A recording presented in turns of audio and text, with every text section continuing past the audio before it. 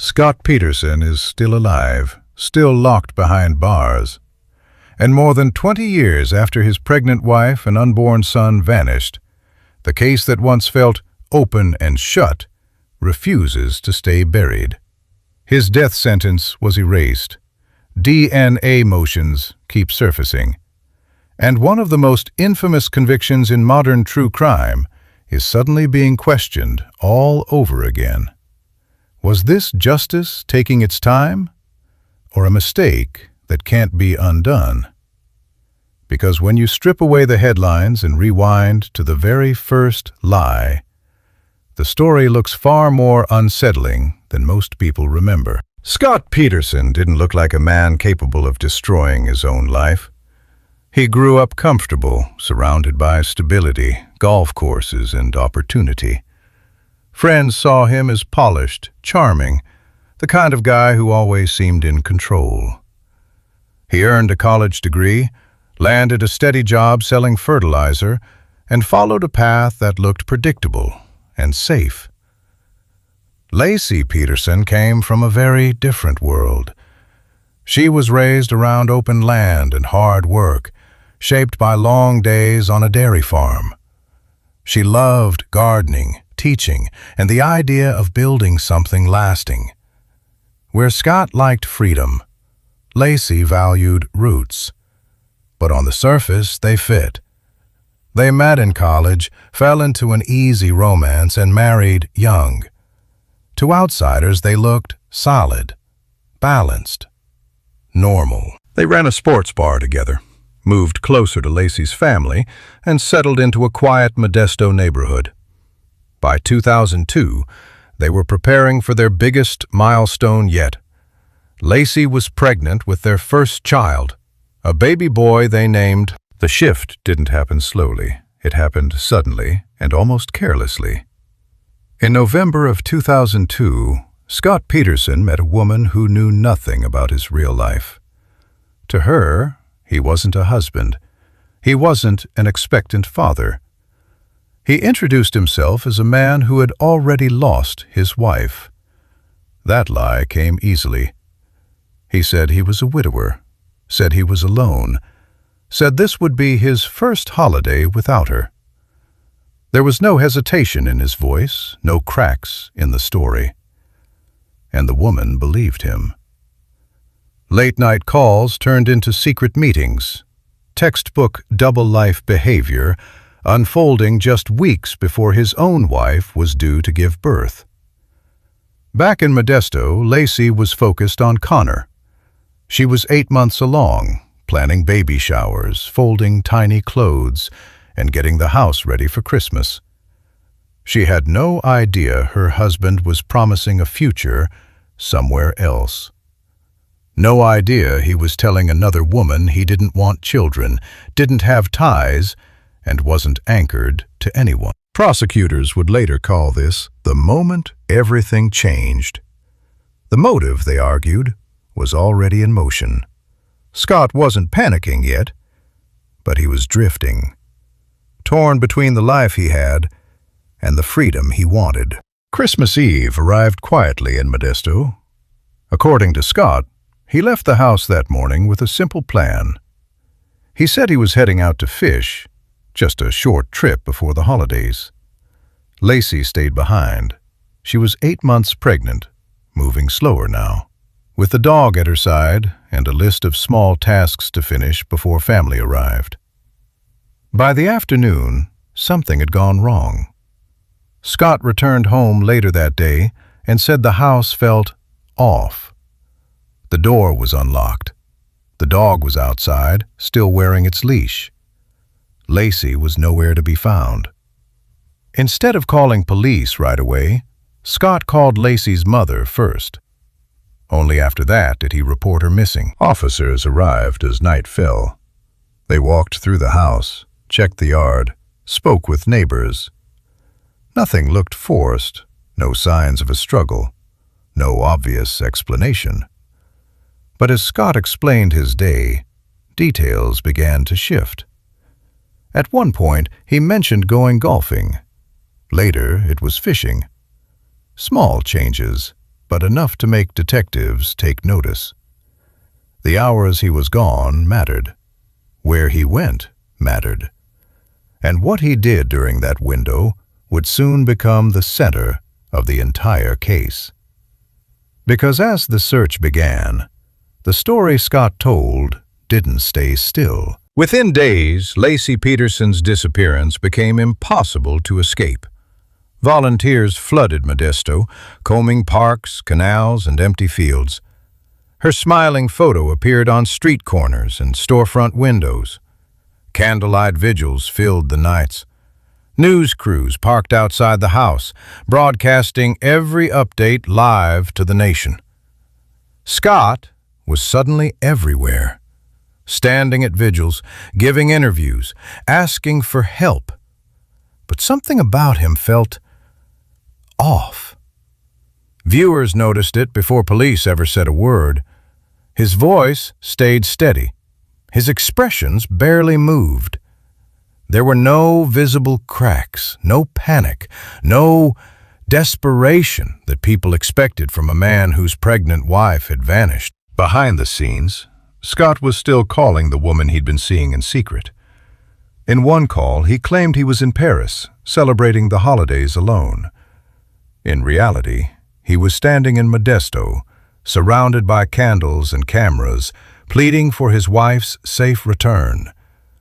The contradiction was impossible to ignore. When the woman realized Scott's widowed story wasn't true, everything changed. She went to police. She brought recordings. And suddenly the investigation had a motive, a timeline, and proof that Scott had been lying long before Laci disappeared. And as the attention intensified, something else was building quietly out of sight. The Bay was about to give answers no one was ready for. Nearly 4 months after Laci vanished, the case took a turn no one could prepare for. On an early April morning, a dog walker near the San Francisco Bay noticed something in the water. It was Connor. His tiny body had washed ashore, battered by the currents, the cord still attached. The next day, Laci surfaced nearby. Time and water had erased much of the evidence, but the location spoke louder than anything else. The remains appeared in the same stretch of bay Scott had said he visited on Christmas Eve. Out of miles of shoreline, they surfaced where his alibi pointed. Medical examiners couldn't determine exactly how Laci passed, but they could confirm Connor had reached full term. The placement of the bodies suggested intent, not accident. Someone had wanted them hidden, weighted down, erased by the tide. For investigators, the connection was impossible to ignore. The bay wasn't random. It was specific, and it lined up with Scott's story in a way that felt less like coincidence and more like direction. Public opinion shifted almost overnight, because once the water gave them back, the question was no longer if a crime had happened, it was who had planned it. With the bodies recovered, detectives moved fast. They went back over everything Scott had touched in the weeks leading up to Christmas Eve. His truck, his phone records, his movements. And then they found something that changed the tone of the investigation. In Scott's warehouse, police discovered homemade concrete anchors, not store-bought weights, not something accidental. They were rough, heavy, and clearly made by hand. 5 were accounted for. 1 was missing. Investigators believed they knew exactly where it had gone. Then there was the boat, a small fishing vessel Scott had purchased just weeks before Laci disappeared. Inside it, police found a single hair wrapped around a pair of pliers. DNA testing later linked it to Laci. Scott claimed she had never been on the boat. Data from his truck placed him near the Berkeley Marina the morning Laci vanished. Internet searches showed he'd been looking up water currents in the bay ahead of time. Piece by piece, the timeline started to feel less spontaneous and more rehearsed, and looming over everything were the recorded calls. Scott's voice, calm and casual, speaking about his lost wife before she was even reported missing. Prosecutors didn't need a weapon. They had a pattern. By this point, police weren't just watching Scott. They were waiting to see if he would run. The moment came sooner than anyone expected. Just days after Laci and Connor were found, Scott didn't stay put. Instead, he packed his car and headed south. When police finally stopped him near San Diego, the scene raised more questions than answers. His appearance had changed. His hair was dyed. A mustache had been grown in. Inside the car, officers found bundles of cash, multiple cell phones, camping gear, and maps pointing toward the border. He carried IDs that weren't his. To investigators, it didn't look like grief. It looked like flight. Scott was arrested and charged with the murders of Laci and Connor. When the trial began, the courtroom became a battleground. Prosecutors laid out a case built on behavior, timing, and motive. The affair, the anchors, the boat, the bay. No single piece proved everything, but together they painted a picture the jury couldn't ignore. The defense pushed back hard. They argued there was no direct evidence, no witness, no confession. They pointed to a burglary across the street that same morning, suggesting Laci could have been taken by someone else. Doubt, they said, was everywhere. After months of testimony, the jury deliberated.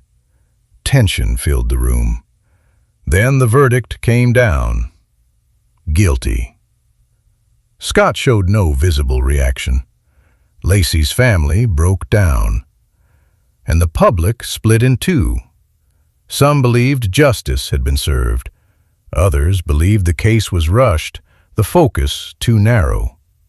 And years later, that division would only grow deeper. For a moment, it seemed finished. Scott Peterson was sentenced to death, and the door appeared closed. But years later, the case cracked back open in a way few expected. His sentence was overturned, not because the verdict changed, but because of how the jury had been selected.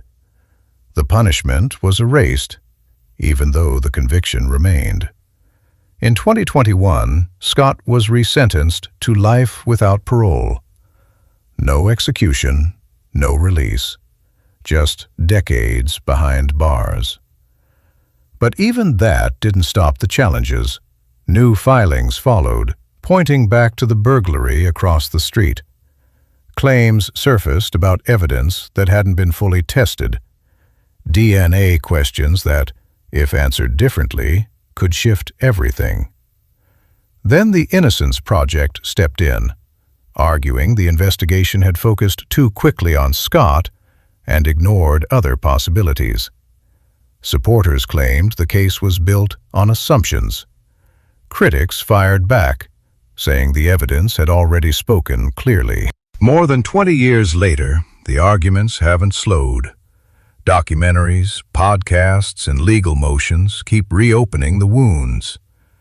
Some believe Scott is exactly where he belongs.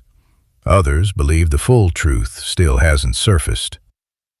And as Scott remains locked away, one question continues to hang in the air. Was this justice that took too long to settle? Or a mistake the system can't admit? Scott Peterson will likely spend the rest of his life behind bars. The courts have spoken, the appeals have narrowed, and the walls around him aren't going anywhere. But the questions surrounding this case never stopped moving. Laci and Connor became more than victims. Their names changed laws, reshaped how unborn children are recognized in violent crimes, and turned a quiet Modesto neighborhood into the center of a national reckoning. What looked like a picture-perfect life collapsed under secrets no one saw coming. Some believe the evidence leaves no room for doubt. Others see cracks that were never fully explored. And the bay, where the truth was pulled from the water, remains silent on what happened in those final hours. Maybe justice was served. Maybe it wasn't. But the most unsettling part is this. Nothing about Scott Peterson's life looked dangerous until it was too late. No alarms, no warnings, just calm, routine days hiding something far darker underneath. And that's why this case still haunts the bay.